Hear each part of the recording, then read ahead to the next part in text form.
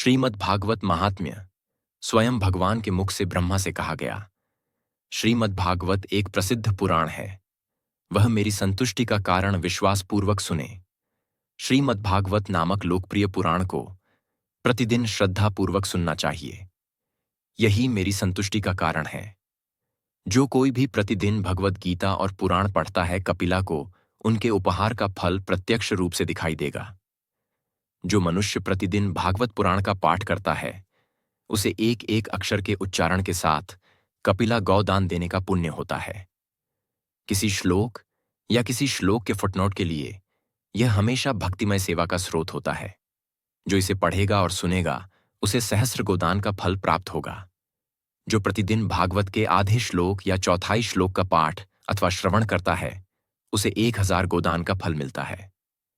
मेरे प्रिय पुत्र, जो प्रतिदिन भागवत के इस श्लोक का परिश्रम पूर्वक पाठ करता है, मनुष्य को 18 पुराणों का फल प्राप्त होता है। पुत्र, जो प्रतिदिन पवित्र चित्त होकर भागवत के एक श्लोक का पाठ करता है, वह मनुष्य 18 पुराणों के पाठ का फल पा लेता है। जहां भी मेरी कहानी हमेशा कही जाती है, वहां वैष्णव हैं। काली के बाहर के वे पुरुष हैं जो सदैव मेरी पूजा करते हैं। जहां नित्य मेरी कथा होती है, वहां विष्णु पार्षद प्रहलाद आदि विद्यमान रहते हैं। जो मनुष्य सदा मेरे भागवत शास्त्र की पूजा करते हैं, वे कली के अधिकार से अलग हैं। उन पर कली का वश नहीं चलता।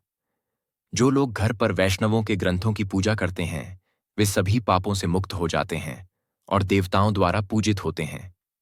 जो मानव अपने घर में वैष्णव शास्त्रों की पूजा करते हैं, वे सब पापों से मुक्त होकर देवताओं द्वारा वंदित होते हैं। जो लोग कलयुग में प्रतिदिन घर पर भगवद गीता की पूजा करते हैं, वे फूटते हैं और इधर उधर घूमते हैं और मैं उनसे प्रसन्न हूं। ई बुक कन्वर्टर डेमो वाटरमार्क। मैं उन लोगों से बहुत प्रसन्न हूं जो कलयुग में अपने घरों के अंदर हर दिन भगवद गीता की पूजा करते हैं, कली से निडर होकर ताल बजाते और उछलते कूदते हैं। हे मेरे बेटे, जब तक तुम जीवित रहोगे, तुम घर पर धर्म ग्रंथ और भगवद गीता पढ़ सकेंगे। इस बीच पितर दूध, मक्खन और शहद का सेवन करते हैं। बेटा, जब तक मनुष्य अपने घर में भगवद गीता रखता है, तब तक उसके पूर्वज दूध, घी, शहद और मीठा पानी पीते हैं। जो भक्तिभाव से वैष्णवों को भागवत ग्रंथ अर्पण करते हैं, वे हजारों करोड़ कल्पों तक मेरी दुनिया में निवास करते हैं। जो लोग भक्तिपूर्वक